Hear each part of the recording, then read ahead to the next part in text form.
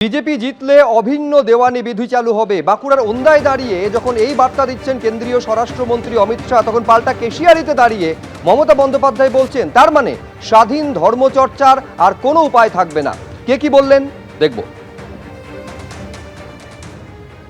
हमने तय किया है कि बंगाल में यूनिफॉर्म सिविल कोड लाएंगे।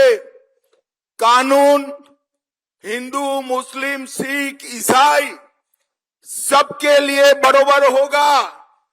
मुझे बताओ, किसी को 4 शादी करने का परमिशन देना चाहिए क्या? अरे जोर से बोलो दीदी लोग, देना चाहिए? ये अभी देकर रखा है।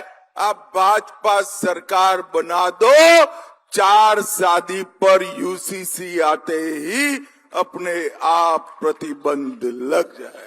ইউনিফর্ম সিভিল কোড করবে ইউসিসি। ভালো করে আদিবাসী ভাই বোনেরা দেখে নিন, ওনারা যা বলবেন সেই ধর্মই মানুষের উপর চাপিয়ে দেওয়া হবে। আপনার ধর্মের কোনো অস্তিত্ব থাকবে না। আপনাদের বিয়ে হয় আপনার রীতি অনুযায়ী, এক একটা ধর্মের এক এক রকম। আমাদের পুজো পার্বণ হয় কারো মন্দিরে, কেউ নামাজ পড়ে মসজিদে, কেউ গুরুদ্বারায় যায়, কেউ গির্জায় যায়, কেউ জায়ের থানে যায়, কেউ মাঝির থানে যায়। কারো বিয়ে হয় সন্ধ্যেবেলায়, কারো বিয়ে হয় দুপুরবেলায়। আমি আদিবাসী মেয়েদের বিয়ে দেখেছি। সবার অধিকার কেড়ে নেবে। এই 15 তারিখে বিল আনছে, সংকল্পে বলেছে। দেখুন, প্রথম থেকে অনুপ্রবেশ ইস্যুতে চড়া সুর বিজেপির। আজ ফের প্রধানমন্ত্রী কাটোয়ার সভা থেকে বললেন পশ্চিমবঙ্গে অনুপ্রবেশ বন্ধ হবে। অনুপ্রবেশকারীদের যারা সাহায্য করছেন, কাগজ করে দিয়েছেন, তাদেরও হিসেব নেওয়া হবে। কাটোয়ার সভা থেকে তৃণমূলকে এভাবেই নিশানা করলেন নরেন্দ্র মোদী।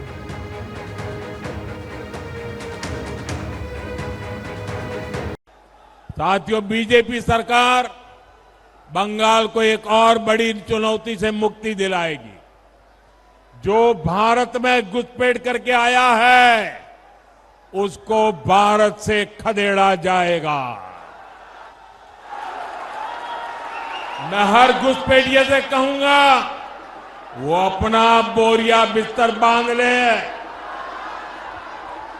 और इतना ही नहीं, जिन्होंने घुसपैठ कराई, नकली कागज बनाए, यहां सरकारी योजनाओं से उनको जोड़ा, उन सब का भी हिसाब होगा। সবাই যদি অনুপ্রবেশকারী হয় তাহলে মোদিজি কাদের ভোটে জিতেছেন? আসলে জিততে পারবে না বুঝে মানুষের ওপরে সন্ত্রাস চালানো হচ্ছে। সত্যি যদি হিম্মত থেকে থাকে তাহলে সরাসরি ভোটে লড়ুন, চ্যালেঞ্জ ছুড়েছেন মমতা বন্দ্যোপাধ্যায়। এসআইআর করে 90 লক্ষ লোকের বাদ দিয়েছে নাম। ভোটের আগে করবার কি প্রয়োজন ছিল? সবাই যদি অনুপ্রবেশকারী হয় তো মোদিজি তুমি কাদের ভোটে জিতেছো? এই লিস্টে তো জিতেছো, যেখান থেকে 90 লক্ষ নাম বাদ দিয়েছো।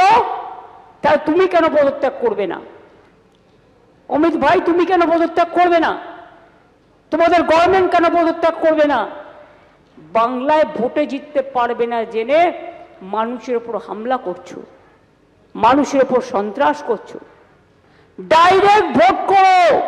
হিম্মত থাকলে দিল্লির সব লাড্ডুকে নিয়ে এসে যদি মনে করো বাংলার মানুষের উপর চাপিয়ে দেবে, বাংলা হার মানে না, বাংলা অপমান সহ্য করে না, বাংলা কখনো মাথা নত করে না। এবিপি আনন্দ, এগিয়ে থাকে, এগিয়ে রাখে।